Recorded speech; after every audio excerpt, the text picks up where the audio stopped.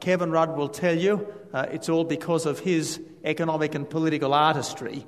But the reason why we have avoided a recession, if we avoid a recession, is because of the legacy of Paul Keating, supported by Bob Hawke, and of John Howard.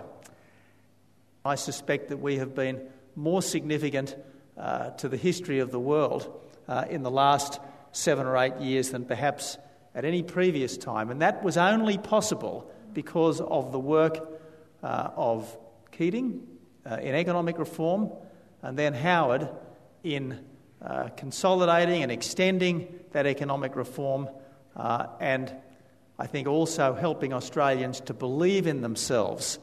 In terms of lasting achievements, I think Keating's biggest triumphs were as Treasurer rather than as Prime Minister.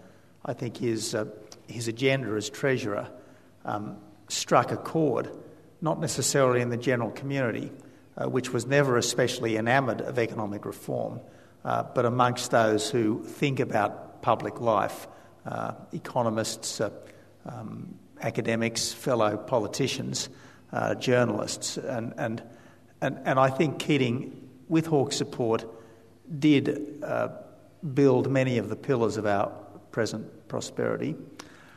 I think Howard's legacy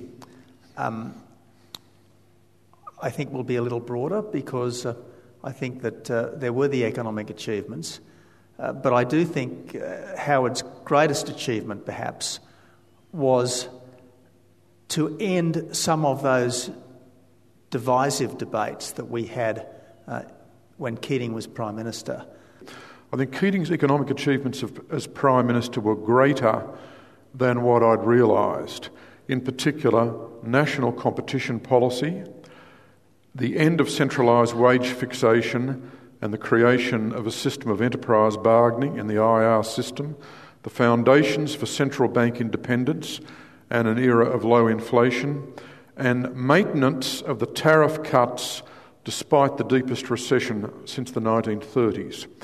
So I think what Keating did as Prime Minister was to enhance and defend the economic legacy that he and Hawke began in the 1980s. I think that was a very significant achievement.